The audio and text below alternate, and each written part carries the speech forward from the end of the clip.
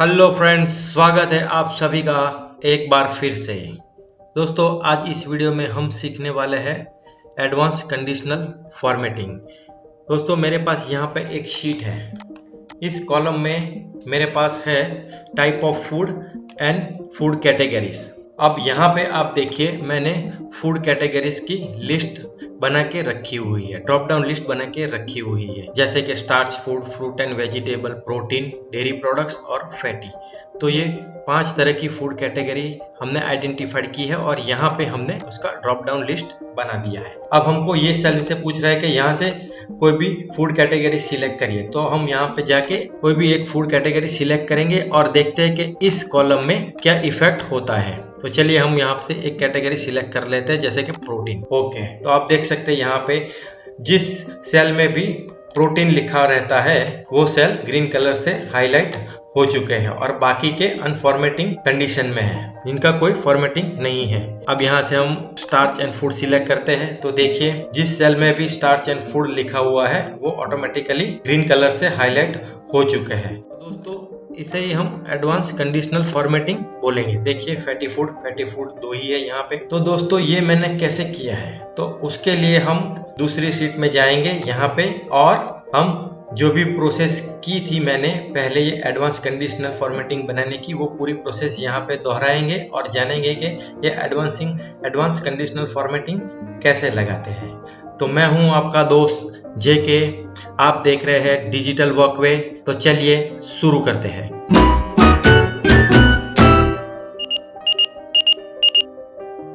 दोस्तों, इस advance conditional formatting हम टोटल 5 स्टेप में पूरा करेंगे। पहला स्टेप है हमको यहाँ से फूड कैटेगरीज आइडेंटिफाइड करनी है। How many type of food category available in this column. Second step रहेगा यहाँ पे हमको ड्रॉप डाउन लिस्ट बनाना है डेटा वैलिडेशन की मदद से। तीसरा स्टेप रहेगा हमको फॉर्मूला यूज करना है फाइंड का यहाँ पे। चौथा स्टेप रहेगा हमको इस नंबर का फॉर्मूला यूज करना है यहाँ पे। और लास्ट स्टेप रहेगा 5वां स्टेप, फाइंड और इस नंबर फॉर्मूला को हम जोड़ देंगे और जोड़ने के बाद जो भी फॉर्मूला बनेगा वो हम कंडीशनल फॉर्मेटिंग के सेक्शन में जाके वहां पे पेस्ट करेंगे, तब जाके हमारा ये एडवांस कंडीशनल फॉर्मेटिंग का प्रोसेस पूरा होगा। तो चलिए शुरू करते हैं 1 बाय 1। दोस्तों, ये वीडियो को पूरा देखिए, स्किप मत करना।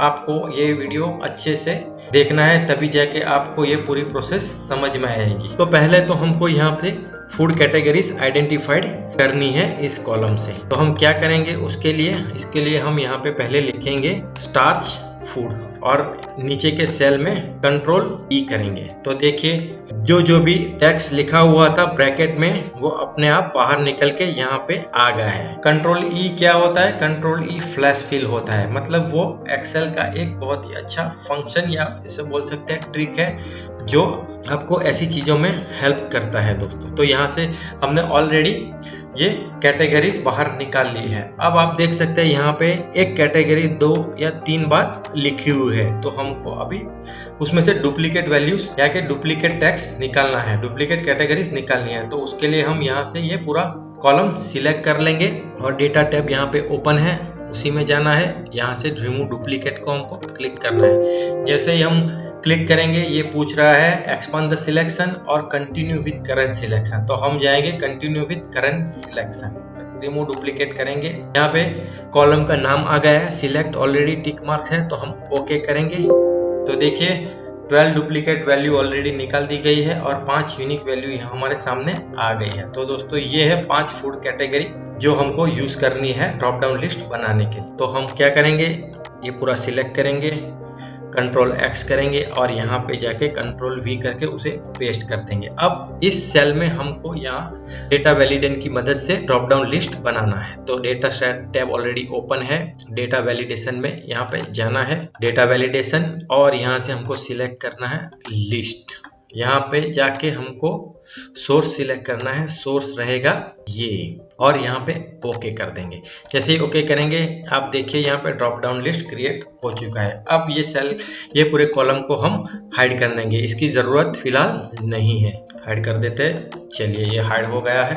तो हमारे पहले 2 स्टेप पूरे हो चुके हैं। अब दोस्तों यहाँ पे हमको फाइंड फॉर्मूला लगाना है। फाइंड क्यों लगाना है? क्योंकि हमको इस सेल में जो भी वैल्यू लिखी हुई है या भी जो भी टेक्स्ट लिखा हुआ है उसको यहाँ से फाइंड आउट कराना है, इस कॉलम से फाइंड आउट कराना है। तो यहाँ पे प्रोटीन लिखा है ना दोस्तों, हमने अभी फिलहाल प्रोटीन ही सिलेक्ट किया है, तो हम यहाँ पे फाइंड का फॉर्मूला लगा देते हैं। Is equal to find, tab press किया, फॉर्मूला अपने आप ओपन हो गया। पहला आर्ग्यूमेंट है फाइंड टेक्स्ट, तो हमको क्या फाइंड कराना है? प्रोटीन।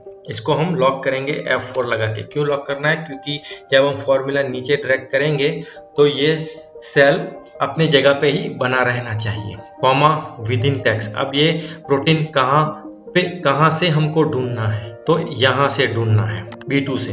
अब ब्रैकेट हम क्लोज कर देंगे, एंटर किया तो देखिए यहाँ पे वैल्यू आया। वैल्यू इसलिए आया कि ये सेल में प्रोटीन नहीं है। और हम अब देखिए यहाँ पे हम नीचे फॉर्मूला ड्रैग कर देंगे, डबल क्लिक यहाँ पे करेंगे, देखिए तो जिन सेल में यहाँ पे प्रोटीन लिखा हुआ है दोस्तों, आप देखिए उसके सामने वैल्यू आ चुकी है, नंबर आ चुका है। ये नंबर दोस्तों रैंडम रहता है, आप उसकी चिंता मत करिए। यहाँ पे 7 क्यों आया है, 10 क्यों आया है, वो चिंता आप छोड़ दीजिए। यहाँ पे नंबर आया मतलब के इन सेल में प्रोटीन लिखा हुआ है। अब आप देखिए जैसे ही मैं चेंज करता हूँ फ्रूट एंड वेज, तो देखिए जिन सेल में फ्रूट एंड वेज लिखा है उसके सामने वैल्यू आ जाएगी। फ्रूट एंड वेज कहाँ पे और लिखा है? यहाँ पे नीचे देखिए। तो ये था फाइंड फॉर्मूला जो हमने ऑलरेडी लगा दिया है, तो वैल्यू यहाँ पे देखिए आ चुकी है। अब यहाँ पे हम लगाएंगे इज नंबर का formula, is equal two is number, bracket open, value. अब हम यहाँ पे ये वैल्यू चूज करेंगे, ये सेल सिलेक्ट करेंगे, ब्रैकेट क्लोज कर देंगे, एंटर। तो देखिए फॉल्स है। फॉल्स इसीलिए आया क्योंकि यहाँ पे कोई भी नंबर नहीं है, इसीलिए फॉल्स है। अब आप नीचे देखिए ट्रू आएगा। क्यों ट्रू आया? क्योंकि यहाँ पे नंबर है। तो हम ये फॉर्मूला पूरा नीचे तक ड्रैग कर देते हैं। आप देखिए यहाँ पे जिन सेल में नंबर है उसके सामने ट्रू लिखा आ गया है, आप देख सकते हैं दोस्तों। तो हमारा यहाँ पे चौथा स्टेप कंप्लीट हो चुका है। अब पांचवा स्टेप है इन दोनों फॉर्मूलों को क्लब करना, और उसके बाद जो भी फॉर्मूला बनेगा उसको हम कॉपी करेंगे और कॉपी करके फिर एडवांस कंडीशनल फॉर्मेटिंग में उसको यूज करेंगे। तो चलिए दोस्तों, यहाँ पे हम इन दोनों फॉर्मूला को अब क्लब करेंगे। तो पहले इज इक्वल टू, पहला फॉर्मूला आएगा इज नंबर का, टैब दबाना है, ब्रैकेट ओपन हो गया है। हमको लिखना है फाइंड, फिर से टैब दबाना है। पहला आर्ग्यूमेंट फाइंड टेक्स्ट यही रहेगा, उसको लॉक करना है F4 दबा के, comma with in the text ये रहेगा, B2 ब्रैकेट क्लोज करेंगे, दूसरा ब्रैकेट भी क्लोज करेंगे और एंटर करेंगे। तो अब हमको हमारा मास्टर फॉर्मूला मिल चुका है यहाँ ऊपर। अब हमको क्या करना है, इस मास्टर फॉर्मूला को ऊपर से यहाँ कॉपी कर लेना है Ctrl+C करके। अब यहाँ से पकड़ के नीचे तक सभी सेल को हमको सिलेक्ट कर लेना है, जाना है कंडीशनल फॉर्मेटिंग में, न्यू रूल में जाना है, use a formula to determine which cells to format, उसके ऊपर क्लिक करना है और यहाँ पे जो जगह है उसमें हम हमारा फॉर्मूला, मास्टर फॉर्मूला पेस्ट कर लेंगे, Ctrl+V। ओके, अब यहाँ पे अभी कोई भी फॉर्मेट नहीं है, नो फॉर्मेट सेट। यहाँ जाएंगे और अपना मन पसंदीदा कलर चुन लेंगे। मैं ग्रीन कलर यहाँ पे सिलेक्ट कर रहा हूँ और ओके कर रहा हूँ, फिर से यहाँ पे ओके कर रहा हूँ। तो देखिए जिन सेल में प्रोटीन लिखा था वो ग्रीन कलर से हाईलाइट हो चुका है। अब मैं यहाँ से कैटेगरी चेंज कर रहा हूँ, देखिए फैटी। तो जिन सेल में फैटी फूड लिखा हुआ था वो हाईलाइट हो चुके हैं दोस्तों। अब हमको ये जो फॉर्मूला यहाँ पे हमने लगाया था उनकी ज़रूरत नहीं है, तो हम उसको डिलीट कर सकते हैं। डिलीट कर दीजिए और इसको भी डिलीट कर दीजिए, उसकी भी ज़रूरत नहीं है। फिर से स्टार्ट फूड सिलेक्ट करेंगे, देखिए जिन सेल में स्टार्ट फूड लिखा हुआ है वो ग्रीन कलर से हाईलाइट हो चुका है। और एक बार कर लेते हैं फ्रूट एंड वेज, देखिए फ्रूट एंड वेज सिलेक्ट हो चुका है। तो दोस्तों ये था एडवांस कंडीशनल फॉर्मेटिंग। दोस्तों वीडियो थोड़ा लंबा बन चुका है, लेकिन मैंने आपको पूरी डिटेल में समझा है। दोस्तों अगर मुझे आपको ये फॉर्मूला देना था तो मैं आपको पहले ही इसको इजी वे से आपको बना के दे सकता था, लेकिन मुझे आपको अच्छे से समझाना था कि ये फॉर्मूला कैसे बना है। तो दोस्तों अभी के लिए इतना ही, मिलते हैं अगले वीडियो में तब तक के लिए goodbye, have a nice day.